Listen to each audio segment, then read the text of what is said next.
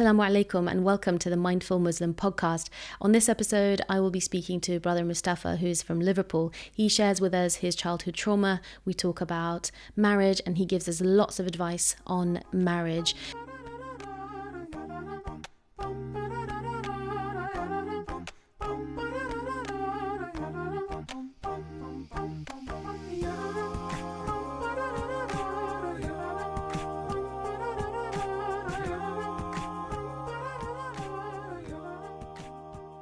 Assalamu alaikum, Mustafa. Thank you so much for joining me on the Mindful Muslim podcast. How are you? Wa alaikum assalam. Thank you very much, Sister Siban.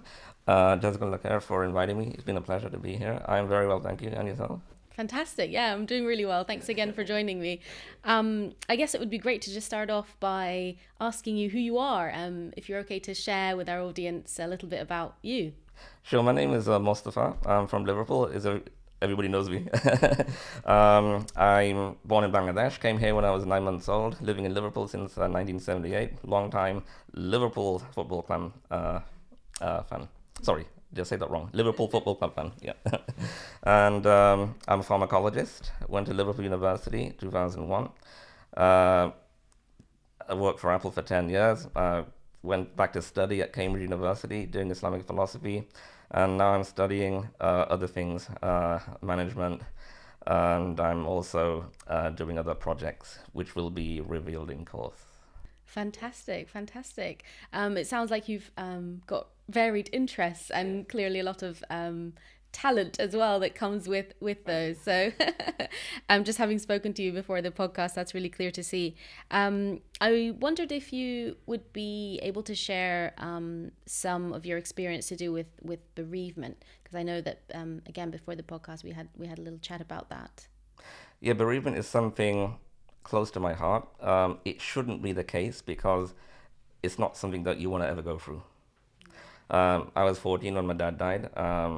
Basically an orphan under Quranic law. Very difficult part of my life. And the raw emotion will never go away. I still feel the intense, confused feeling of that night, and it hasn't gone.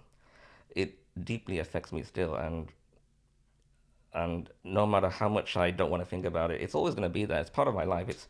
It's made me who I am today, and it's something that people should talk about, but we don't. And that's one of the reasons why I'm here to actually discuss that situation. Can you delve a little bit more into that? Do you sort of see the loss of your father as childhood trauma, or in the way that he passed, or can you share a little bit more about that? Sure, definitely trauma. When a loved one dies of cancer, it really hits you hard 10 times over. It's just something that no child should ever go through, seeing the mom or dad die in front of them. And especially if cancer, it's horrible, and you can't just turn it off like that. Very difficult to actually not think about it.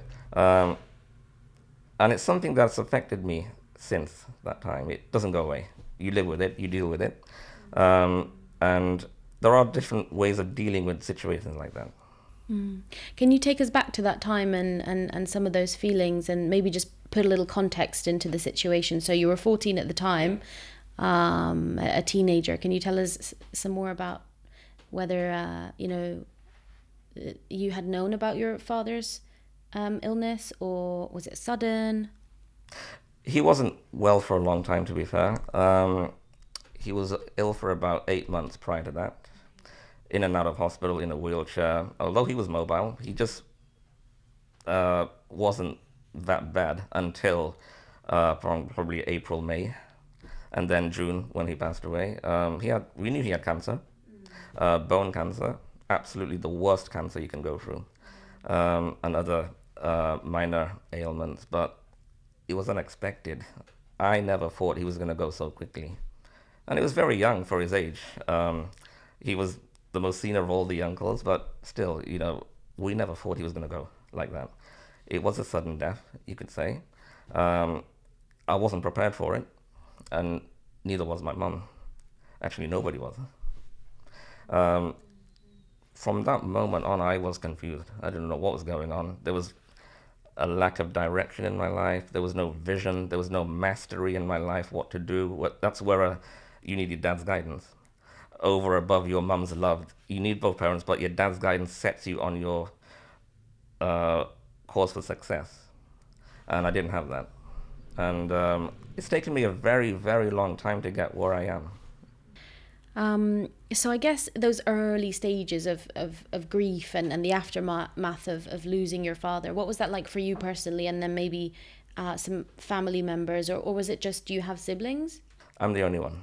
Okay. So especially in a foreign country, when you're a boy, you have a lot more responsibility to look after the family. And all my family's back home, they can't help me directly. It was very difficult. A lot of problems in my life started happening, academic issues, social problems, not being able to go out because my mum was in mourning for 3 months and 10 days. I was stuck in the house. I couldn't go anywhere. And this is where you need your friends and family. And to be honest, I was on my own. There wasn't much help. Although to be fair, the support I got was actually from a non-Muslim childhood friend of mine. And I will never forget that because we grew up together. Amazing. So I guess the help that you mentioned was from a good friend of yours. Were there any other moments that come to mind now in terms of that time and losing your father and ways that you coped with that loss? Did you just sort of get on, you know? Because as a child, maybe it's very difficult to really just fathom everything that's happened. It's overwhelming, yeah. Basically, I would go out on walks, go with my friend. Shopping-wise, that was another problem. Although my mum could drive, she couldn't drive because she was still in mourning. She didn't want to drive. So my next-door neighbor, she's actually an atheist. Very good human being. She did a lot for us, driving me all over the place to shops. Never forget that. Same with my my non-Muslim friend. He's actually Hindu. Never ever forget what they did for us. That cannot be thanked enough. Amazing. And was there any therapy that you had post your father's passing? Interesting question. I assumed when people die that the NHS would automatically contact bereaved families. Unfortunately, that wasn't the case. We didn't know that we had to contact the NHS directly, so we probably lost out. At the time, counselling wasn't very well known in terms of a treatment, and it still isn't a very well known source of therapy still, even despite all the facts about famous people having therapy. I just thought, well, the only people who are going to help me really are people who've been in that same situation. And if you're a counselor, you have to go through the same situation to understand that problem. But we didn't have that. Therapy-wise, it was me and my mum. Just doing my salat, that kept me strong. Without my faith, I would have been completely lost. And any other kind of support systems that you had at the time, or was it very much your faith, your mother, your friends that you mentioned, the neighbor that you mentioned? Were those really the main sources of support for you? Yeah. And the first 2 or 3 weeks, we did have the old friends coming over. That was very helpful.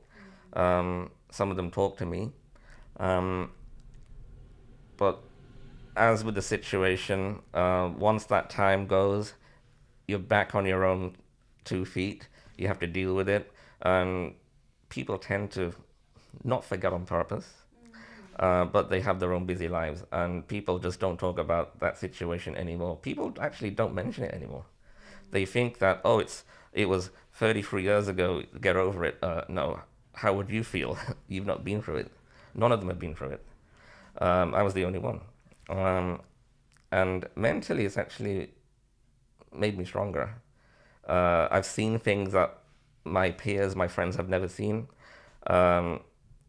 And I'm going to be controversial here. Most people I know in my community, they would not have probably not survived that situation. It's very difficult to actually talk to somebody who's been bereaved. And I know a lot of people have been bereaved, and even then it's hard for me to actually go to them and say, can I help you?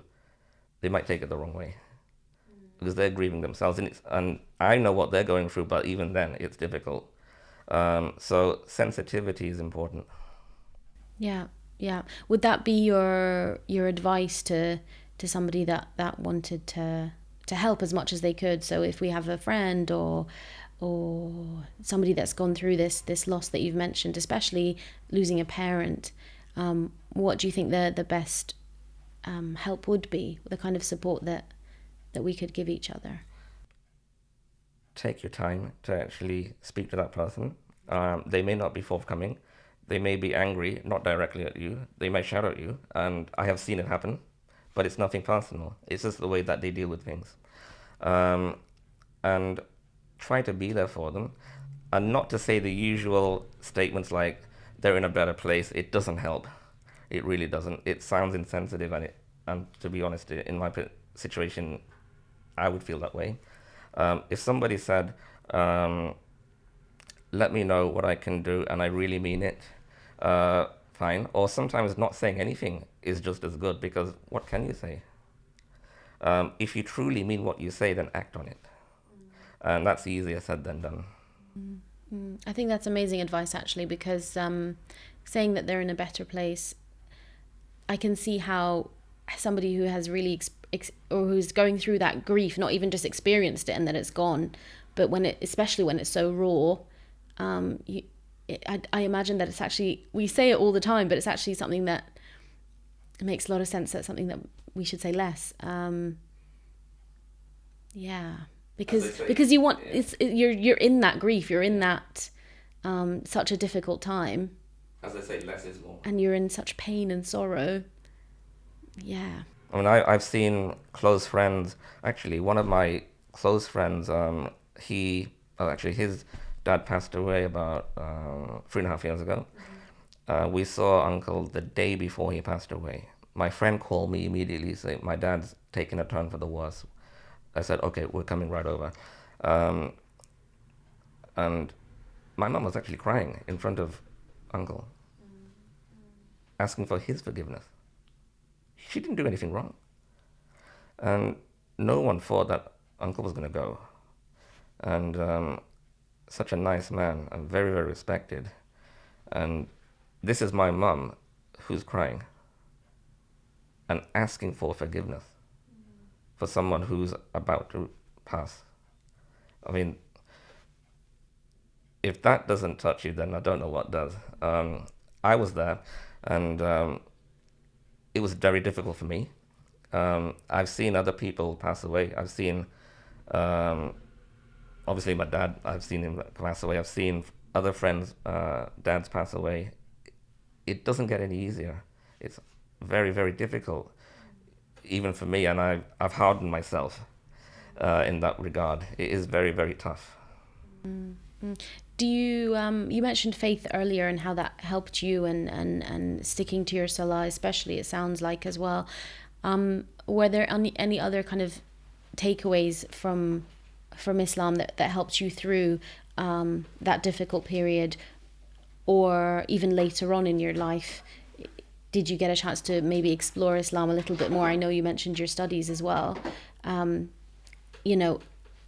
Help or solace that you found in the Quran. Were there anything that you can share in that regard? Sure. I mean, coming from a deeply religious family, Quran Sharif is the foundation of any good Muslim family. And we have to study it and understand it. And that is something we do not do as a Muslim community, I have to say. We read it, but do we know actually what it's saying? One of the most important things is to read Surah Al-Kahf. That's for a lot of reasons. It protected me. During my salat also, it kept me in focus. If you don't pray, you're not in focus. Whatever situation, Allah subhanahu wa ta'ala will never overburden us. We will have to deal with everything as it comes. And the best therapy is to go through all the du'as as much as possible. Understand the Quran Sharif, that's the key thing. And not just read it for the sake of it.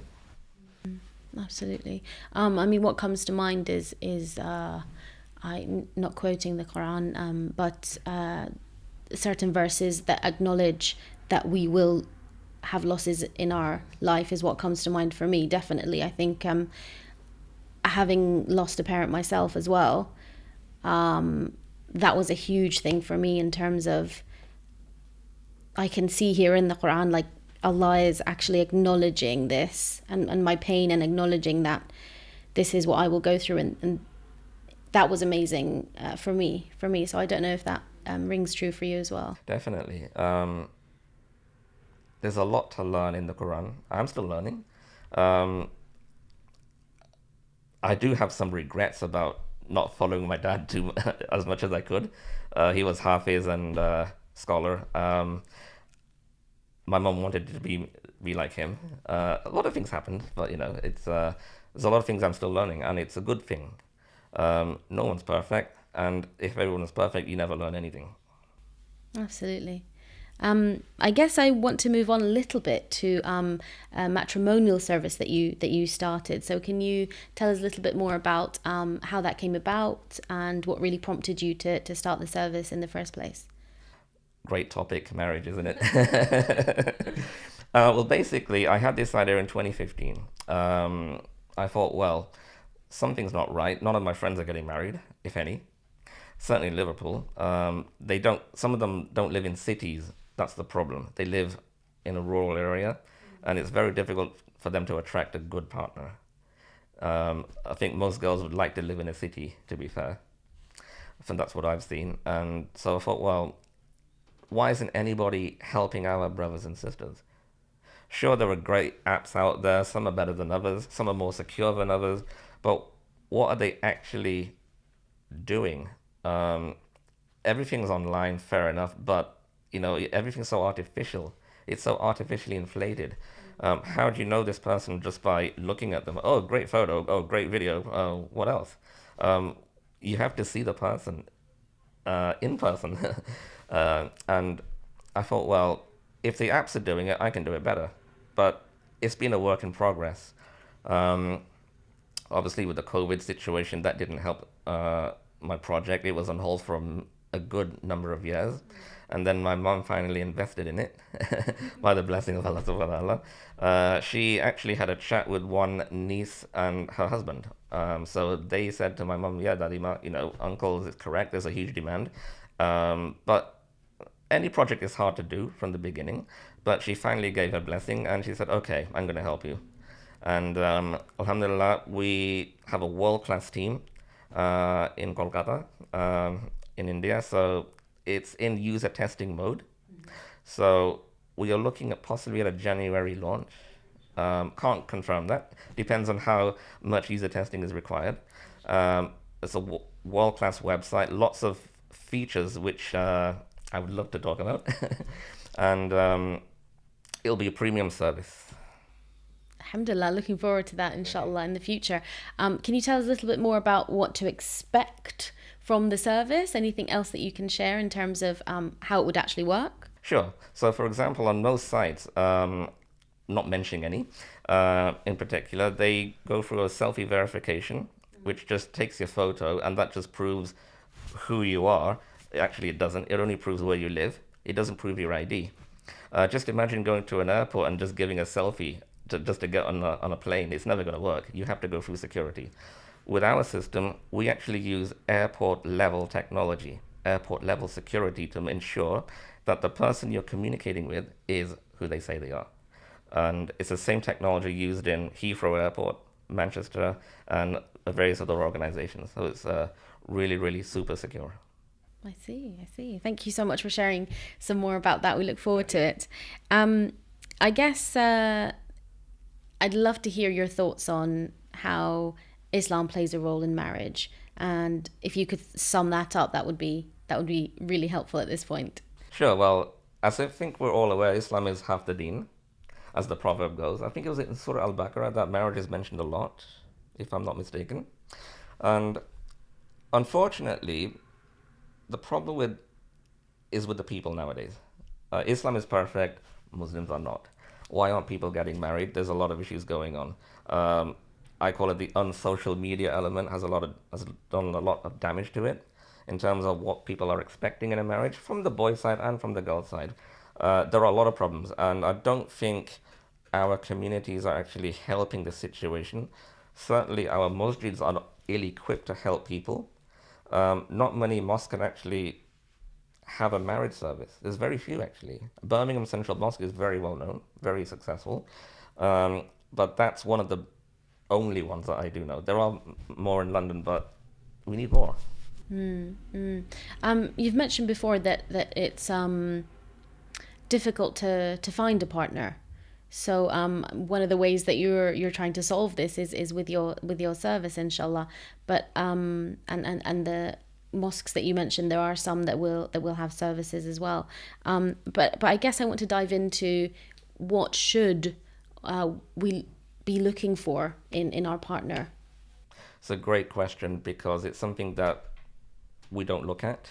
We look at certain things: beauty, wealth, piety, the usual stuff. But nowadays, it's just a clinical exercise. Has been for many, many years. Tick, tick, tick, and if you get a red cross, it's out. No one's perfect, and people should not expect perfection. If we're all perfect, we're never going to be content with having a perfect life. You get bored. There's nothing new to learn. So I would say to people, especially students, as soon as you hit 18, go to college or university, start looking for a potential partner, because it's going to take time. You have to start early, because by the time you're 30, it's going to be very difficult when the pool has narrowed considerably.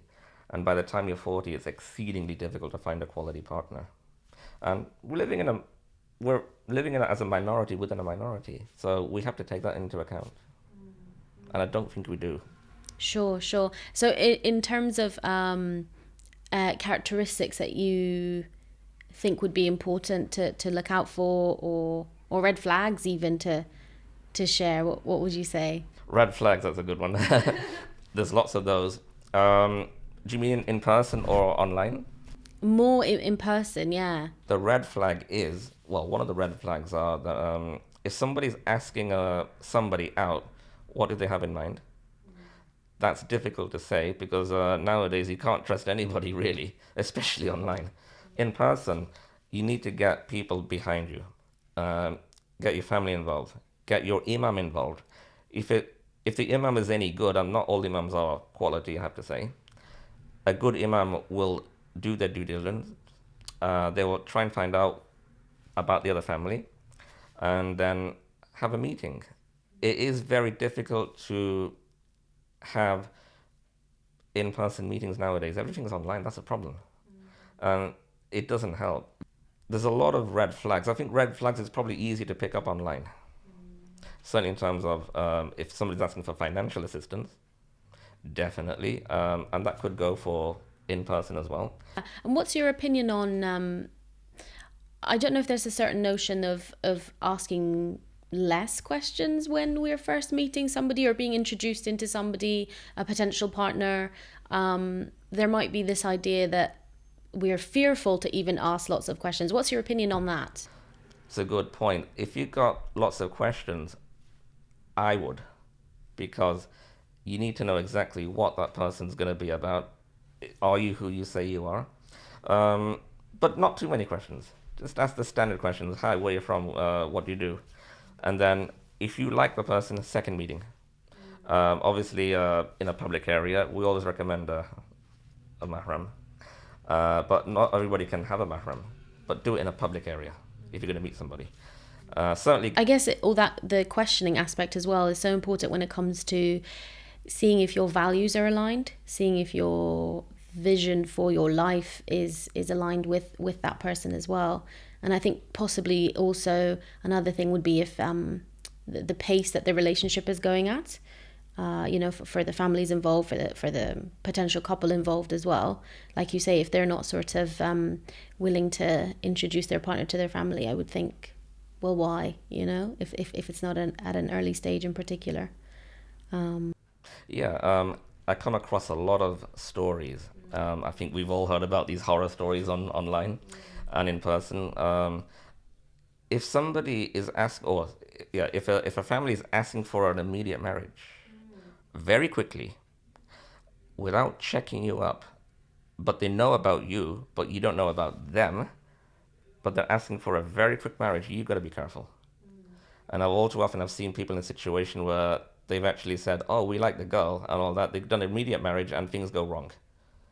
And yeah, be careful, do your due diligence, ask questions which are important, and then you make a decision and do your own investigation.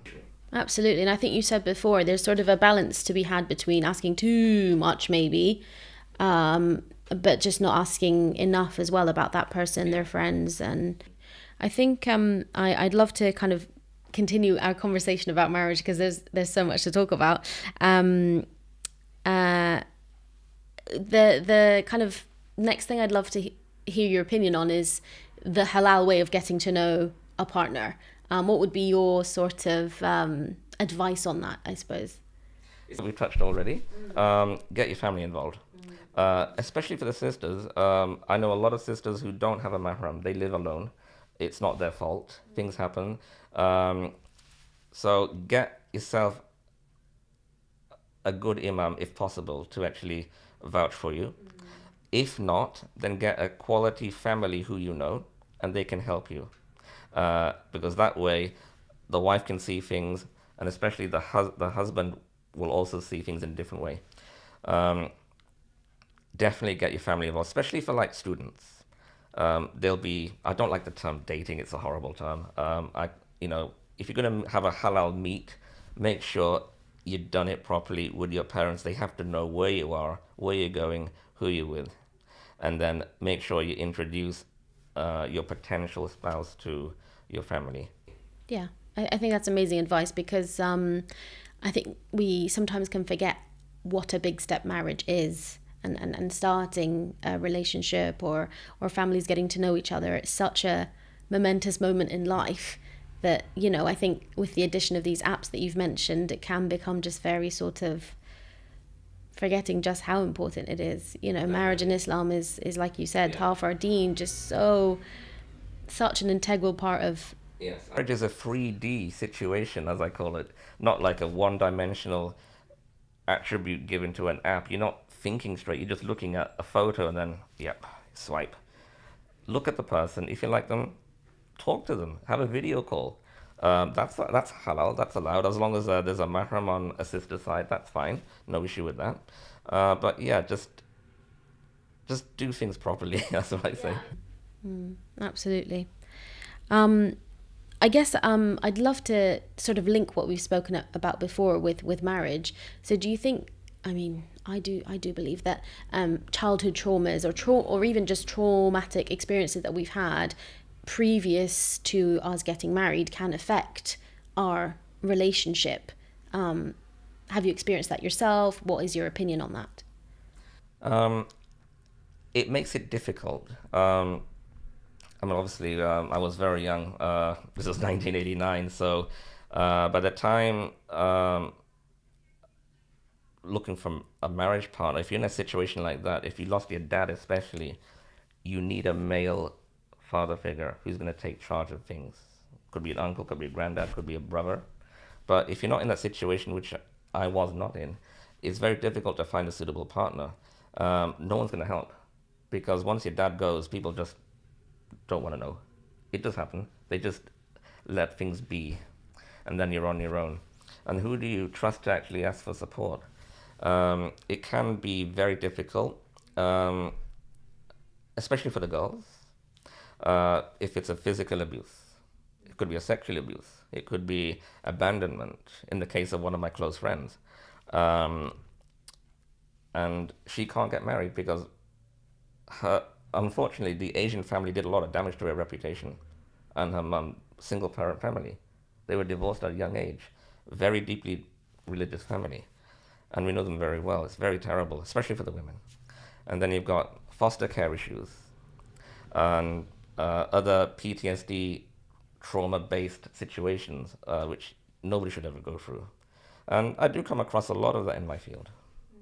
One of the other questions I wanted to ask you was, sometimes we might have heard of or experienced even ourselves that we might choose to get married to get away or to escape. a certain situation or a certain feeling even.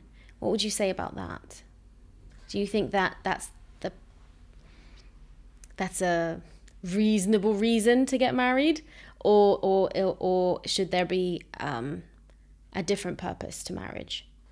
Marriage is the union of not just two souls but two families. But getting married just for the sake of it, they just don't take marriage seriously. I've come across a lot of people who they're not prepared. I told them, you're not prepared for it. I'm not even a counselor, and I can tell they're not prepared. So Mustafa, I guess my next question is, can you give me your ultimate purpose of marriage? What would that be to you? Great question. I think we know what that is. That marriage is half the deen, as the saying goes.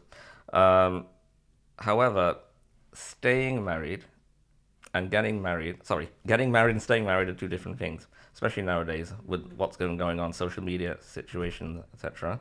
However, a marriage is about being committed, having trust with each other, and that's the most important thing. Communication is very, very important. About having a beautiful family, having children, strong communities, thriving communities. That's what we want, and it's not happening. Why is it happening? In this country, it's very difficult. We live in a non-Muslim country. It's to be expected, but we are making it very difficult for ourselves, though. Even back home, it's difficult getting married nowadays with a lot of things going on. Social media's done a lot of damage. And it ties into what we said before in the beginning. We make it hard for ourselves. There's just too many problems out there getting in the way of finding a good marriage partner. I guess if marriages go wrong, and the people involved in that marriage no longer want to stay in that marriage, they choose to have a divorce. What's your sort of take on divorce in general? The kinds of important aspects that you want to highlight here, feel free to do that. In terms of the timing, couples might stay a long time in a marriage when both of them are unhappy, for example. What would you... That's a huge question, as big as marriage itself. Divorce is happening a lot, unfortunately. In the Western Muslim world, there's a 42% divorce rate. But that's shockingly high, and it's similar to the UK wider population. Okay. So you just wonder, why is it happening? Not just with Muslims, but also everywhere else. People are not tolerant. Nowadays, people just get divorced over nothing. Absolutely nothing, and I've seen it. Financial issues, that's a huge one. Trust issues. Divorce in Islam is allowed, but it's also the most discouraged. And whether men give the talaq or women give the hula, we don't actually know what the split is.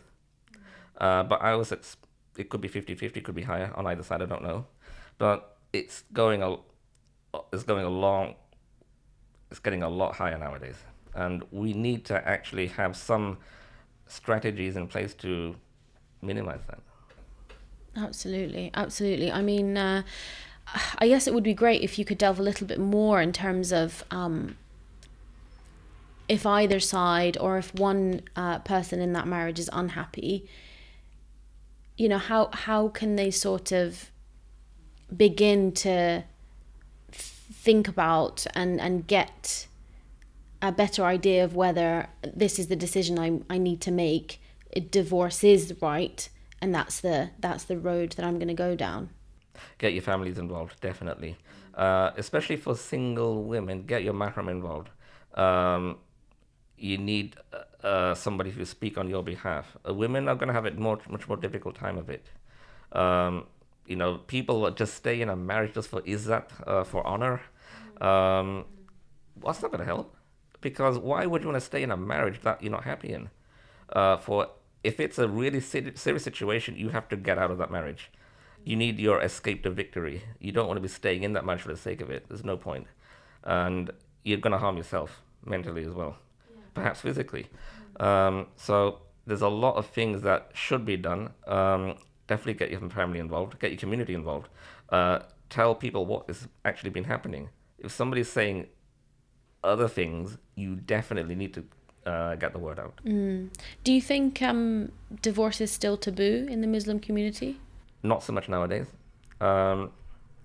Years ago, people never used to talk about it, but funnily enough, the Sahaba, they were marrying divorcees.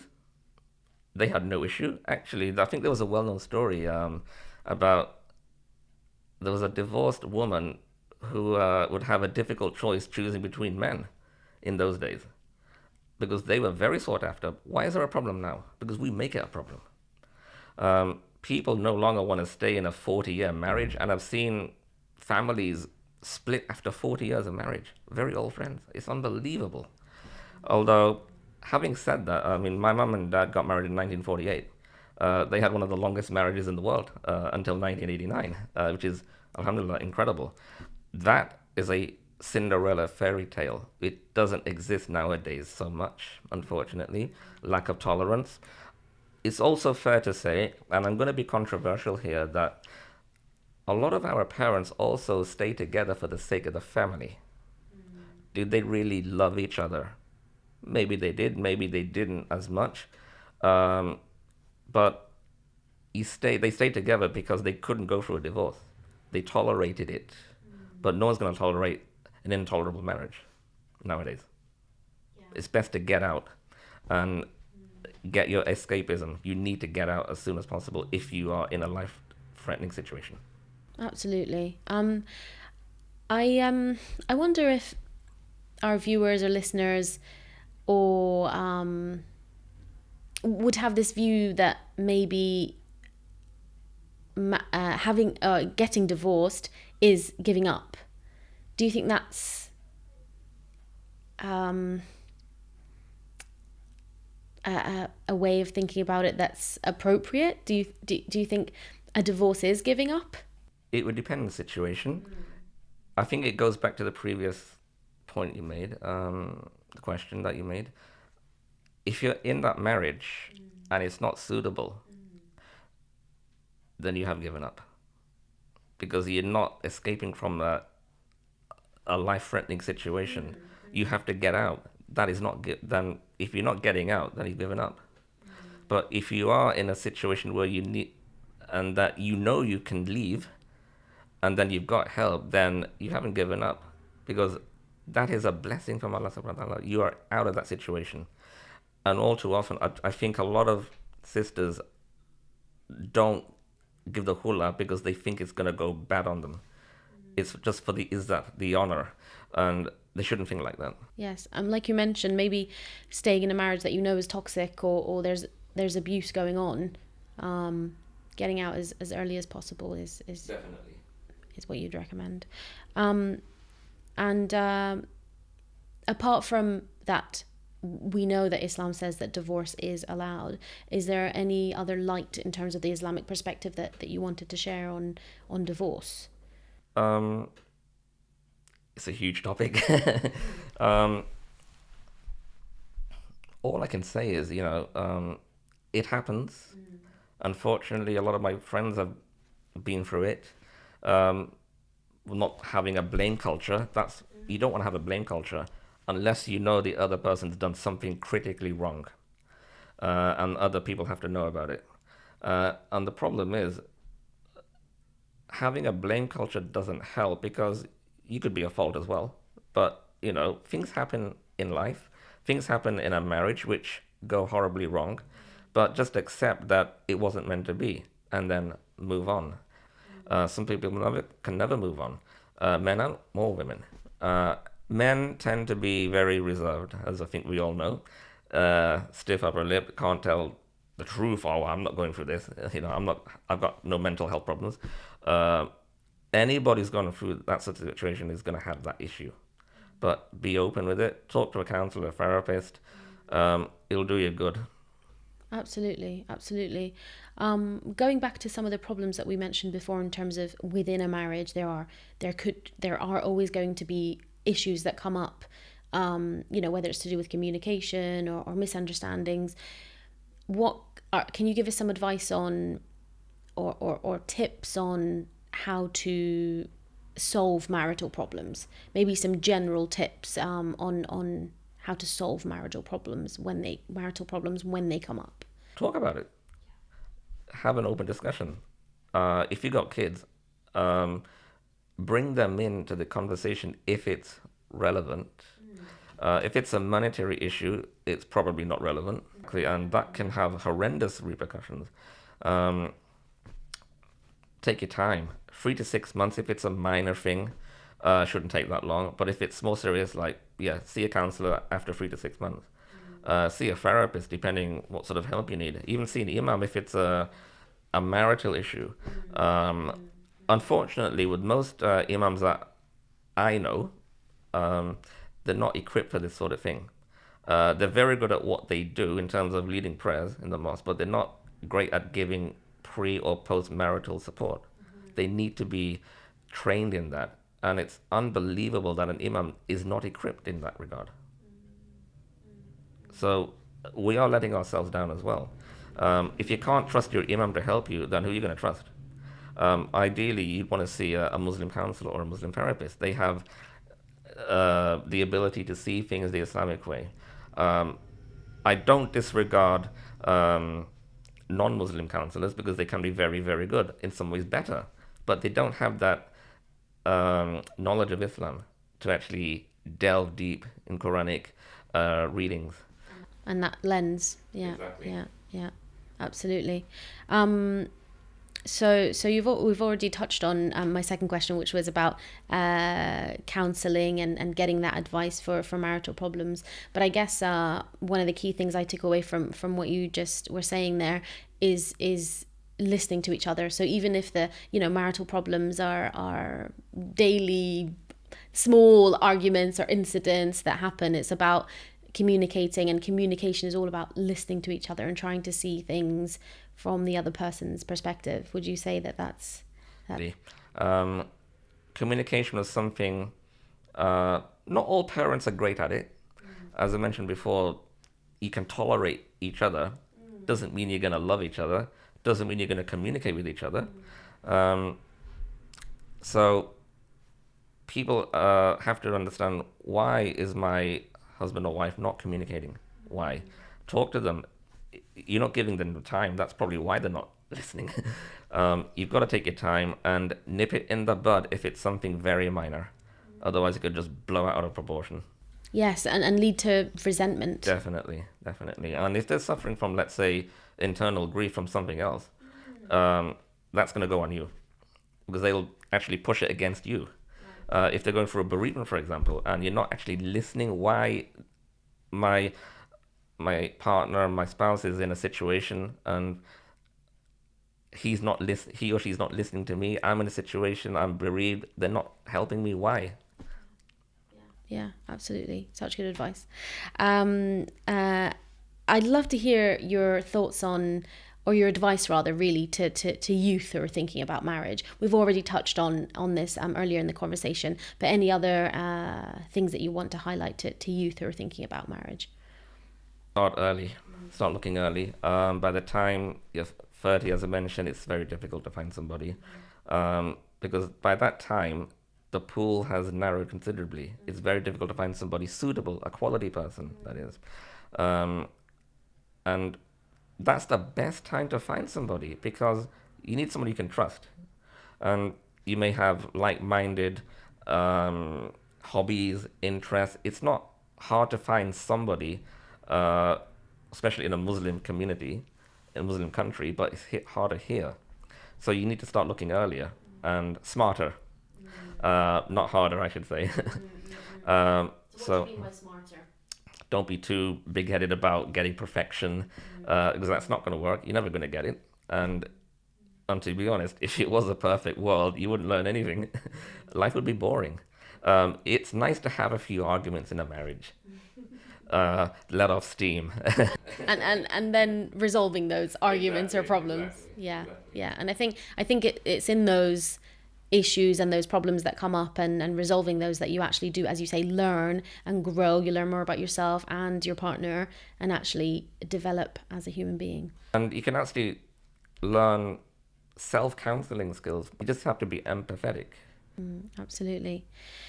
I'm coming closer to the end of our podcast with you. I guess my final question really was to ask you a little bit more in terms of childhood trauma and how that can come up for us during marriages, and any advice that you'd have for anybody that was thinking about marriage but feeling apprehensive because of what they've gone through in the past. So thinking that actually I have this or had this traumatic experience or experiences, and I'm worried that they're going to show up in my marriage and in my relationships. What would be your advice to those people that are feeling apprehensive? Don't hide your trauma, because that's the worst thing you can do. With me, I've never hidden it. I'm very, very open about it. Otherwise, people are going to think it never affected me. You've got to be open. You've got to talk to your partner, your husband or your wife, to say, this is the situation I'm having. Pre and post marital coaching. I do a lot of life coaching myself with people. That's really important, and it's something that we need more of. There aren't that many Muslim life coaches, really. It's not a regulated profession, so not unlike in America, but we need more people who can actually deal with these. And there are some very good imams that I know of who can do that, but generally, most people are ill-equipped to actually help our youth of today in terms of that. How much trauma are our youth going through? We don't actually know. They know social media can be useful. It could also be detrimental. I find it very harmful, to be honest, especially with the way things are going in marriage and divorce. And we need to make sure that there are strategies in place to help our next generation. We need to come to speak with them, actually. No one's actually going to universities, ISOCs, saying, this is the situation. I don't think they know what the situation is, to be honest. Perhaps we need more discussion with Islamic societies. Get the youth on board. Why are they suffering? Have you found anybody? Have you had any traumas? Talk about it. And how did you resolve those traumas? Absolutely. We're all coming to a time where everyone's going through a lot of issues with social media, mental health issues. How many of us actually suffering from mental health issues? Probably most of us. But it's how you deal with it. But how are we dealing with it? Well, Jazakallah khair, Mostafa. It's been such a brilliant conversation. I really appreciate all of your knowledge that you shared with us today. Jazakallah khair. Jazakallah for having me. Thank you so much. Assalamu alaikum. Thank you so much for joining me on this episode of the Mindful Muslim podcast. I hope you found this one an interesting and useful episode. And inshallah, I will see you on the next one.